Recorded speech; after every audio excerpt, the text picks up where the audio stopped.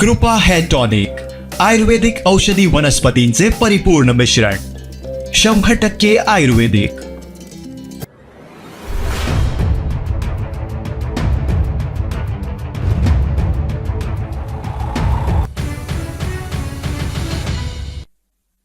पहिलं लगीन हे कणकवली देवगड वैभववाडी मतदारसंघाचं आणि मग माझ्या तुळशीचं, आणि म्हणून तुळशीचं लग्न हा सोहळा बाजूला टाकून आपण या ठिकाणी मोठ्या संख्येनं उद्धव साहेबांचे विचार ऐकण्यासाठी या ठिकाणी आलात।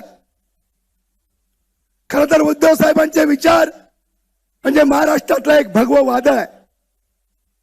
ज्या पद्धतीनं त्यांनी जी लढाई, जे लढवाई आपण स्वीकारलेला आहे, त्या महाराष्ट्रामध्ये अनेक वादळ आली। या वादळांच्या छातीवर पाय ठेवून उद्धव साहेब आता त्या ठिकाणी या महाराष्ट्रामध्ये फिरतायत, आणि म्हणून त्यांच्या या लढाऊपणाला, त्यांच्या या कर्तृत्वाला माझ्या जिल्हावासियांचा, माझ्या कोकणी वासियांचा हा त्या ठिकाणी सलाम आहे। साहेबची हिंमत तुम्ही त्या ठिकाणी कार्यकर्त्यामध्ये निर्माण केली। तुम्ही प्रत्येकाला त्या ठिकाणी एक वचन दिलं की मी एक कुटुंब प्रमुख आहे या महाराष्ट्राचा, ही भूमिका आपण घेतलेली आहे, आणि जनता त्याच पद्धतीनं तुम्हाला तितक्याच ताकदीनं तुम्हाला त्या ठिकाणी आशीर्वाद देते। खरं तर कोकणी माणसाचा सन्मान, सिंधुदुर्ग वासियांचा सन्मान हा जर कोणामुळे झाला असेल तर हिंदू हृदय सम्राट स्वर्गीय बाळासाहेब ठाकरेंच्या शिवसेना या 4 अक्षरामुळे झालेला आहे। आज कोकणातली अनेक माणसं ही नगरसेवक झाली, महापौर झाली, आमदार झाली, खासदार झाली, मुख्यमंत्री झाली, केंद्रीय मंत्री झाली, सगळी पदं ही कोकणातल्या माणसाला, सिंधुदुर्गातल्या माणसाला शिवसेनेमुळे हा सन्मान मिळालेला। आणि म्हणून आज ही लढाई संघर्षाची आहे, ही लढाई आरपारची आहे, ही लढाई सिंधुदुर्गातल्या जनतेच्या स्वाभिमानाची आहे। ज्या प्रस्थापितांच्या विरुद्ध, त्या भ्रष्टाचारांच्या विरुद्ध, त्या घराणेशाहीच्या विरुद्ध हा जनतेचा एल्गार आहे।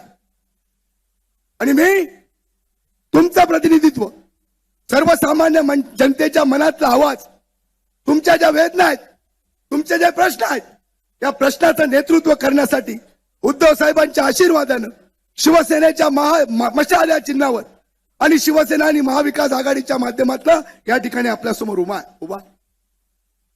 खरं तर गेली 35 वर्ष या मालवण, या सिंधुदुर्गच्या जनतेनं, या भोळ्या बावड्या शांत सुसंस्कृत जनतेनं या ठिकाणी काही लोकांना नेतृत्व दिलं, सगळी पदं दिली। त्यांना वाटलं की कुठेतरी आपल्या सर्वसामान्य माणसाचा विकास होईल, पण गेल्या 35 वर्षात कोणाचा विकास झाला, कोणाच्या संपत्तीमध्ये वाढ झाली, कोणाला पदं मिळाली? ही सगळी पदं तुमच्या आशीर्वादाने मिळालेली आहे, पण या पदाचा उपयोग सर्वसामान्य जनतेसाठी कधीही झालेला नाही। आज अनेक प्रश्न 35 वर्षापूर्वी करण्यावली आजही तशीच आहे। कुठल्याही मूलभूत सुविधा, रस्ते असेल, वीज असेल, पाणी असेल, आरोग्य असेल, शिक्षण असेल, याच्यामध्ये कुठलंही काम उभारलेलं नाही। आज एखादा समजा गंभीर आजार झाला, एखादा गंभीर अपघात झाला, तर माझ्या जिल्ह्यामध्ये कुठलीही शासकीय आरोग्य व्यवस्था नाही। प्रत्येकाला कुठेतरी कोल्हापूरला, गोव्याला, मुंबईला जावं लागतं, तिथं कुठेतरी उपचार होतात। गेली 35 वर्षांना एक हाती सत्ता दिली, पण याच्यामध्ये हे सरकारी एक सुसज्ज हॉस्पिटल उभारू शकले नाही। खरं तर मी उद्धव साहेबांचं मनापासून आभारी मानतो। साहेब, आपण जेव्हा या राज्याचे मुख्यमंत्री होता तेव्हा खासदार विनायक राऊत असतील, वैभव नाईक असतील, यांनी तुमच्याशी पाठपुरावा केला आणि सांगितलं की या जिल्ह्याला एक मेडिकल कॉलेज द्या, एक सुसज्ज हॉस्पिटल द्या। साहेब, आपण तातडीनं मागणी मान्य केली। 966 कोटी रुपयाचं मेडिकल कॉलेज आणि सुसज्ज हॉस्पिटल आपल्या जिल्ह्याला दिलं। आज 3 वर्ष झाली, आपल्या जिल्ह्यामधनं प्रत्येक वर्षी 100 मुलं या ठिकाणी डॉक्टरकीचं शिक्षण त्या ठिकाणी घेत आहेत। 300 मुलं या जिल्ह्यामध्ये डॉक्टर झालेली आहेत। साहेब, आपण तोक्त्यासारखं वादळ आलं, सगळे निकष आपण बाजूला सारले, आणि माझ्या गोरगरीब माणसाला वादळामध्ये नुकसान झालं होतं त्याला कमीत कमी 15,000 आणि लाखो रुपये त्या ठिकाणी आपण दिले. जवळजवळ या कोकणाला 52 कोटी रुपयाचा निधी दिला.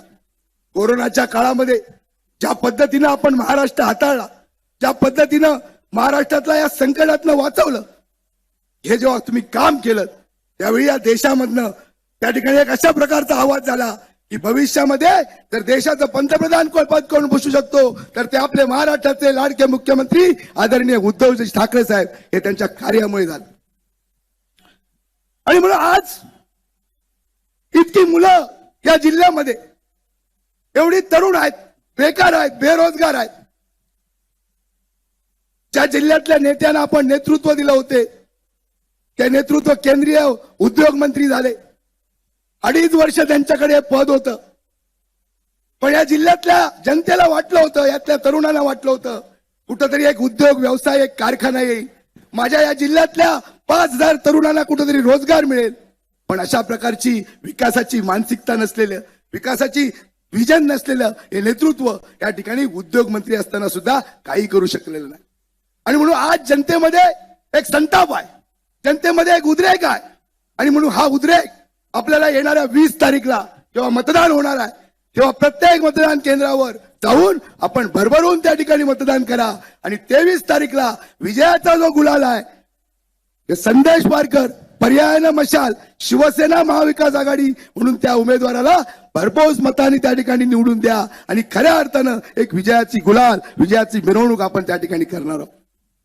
साहेब, कोकणी माणसाची आपल्याकडनं अपेक्षा आहे, कारण कोकण आणि शिवसेना एक नातं आहे.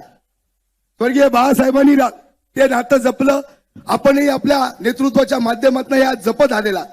मी साहेब आपल्याला एवढंच सांगेन की ज्यावेळी या महाराष्ट्रामध्ये पुन्हा एकदा महाविकास आघाडीचं सरकार येणार आहे, त्या महाराष्ट्रामध्ये पुन्हा एकदा आपण उद्धव साहेब या राज्याचे मुख्यमंत्री होणार आहात, त्यावेळी माझ्या कोकणातल्या जनतेसाठी, माझ्या सिंधुदुर्ग जिल्ह्यातल्या जनतेसाठी एक 50,000 कोटीचं भरभरून पॅकेज द्या, ज्याच्यामधनं इथल्या बेकारीवर त्या ठिकाणी उपाय होतील, इथल्या महागाईवर त्या ठिकाणी नियंत्रण होईल आणि सगळ्या जिल्ह्यामध्ये एक चांगलं वातावरण या जिल्ह्यामधल्या जनतेला, या त्याच जिल्ह्यातल्या जनतेला, या जनतेच्या जिल्ह्यामध्येच या सगळ्या व्यवस्था होतील. अशा प्रकारचं काम साहेब आपल्याकडनं अपेक्षित आहे. आणि म्हणून शिवसैनिक, महाविकास आघाडीचे कार्यकर्ते मोठ्या मेहनतीनं, निष्ठेनं, प्रामाणिकपणं त्या ठिकाणी कार्य करतायत, मेहनत घेत आहेत. आणि त्या पद्धतीचं काम या सगळ्या मतदारसंघामध्ये साहेब सुरू आहे. साहेब, मी एकच आपल्याला सांगतो, त्यावेळी मी उमेदवारी अर्ज दाखल केला त्यावेळी एवढ्या मोठ्या संख्येनं लोक त्या ठिकाणी आली आपल्याला आशीर्वाद द्यायला, आणि त्यामुळे विरोधकांनी त्या ठिकाणी धडकी घेतलेली आहे. त्यांना त्या ठिकाणी त्यांचा पराभव हा त्या ठिकाणी निश्चित झालेला. आणि म्हणून मी आता फक्त 7 दिवस शिल्लक राहिलेले आहे. हे 7 दिवस या सगळ्या प्रमुख कार्यकर्त्यांनी माझ्यासाठी द्या. येणारी 5 वर्ष मी तुमच्यासाठी देईन हा शब्द या ठिकाणी देतो आणि थांबतो. आमचे दिवसभरातले सर्व अपडेट्स, ताज्या घडामोडी आणि थेट लाईव्ह पाहण्यासाठी सबस्क्राईब करा, लाईक करा कोकणचं नंबर 1 महा चॅनल कोकण 7 लाईव्हचं YouTube चॅनल.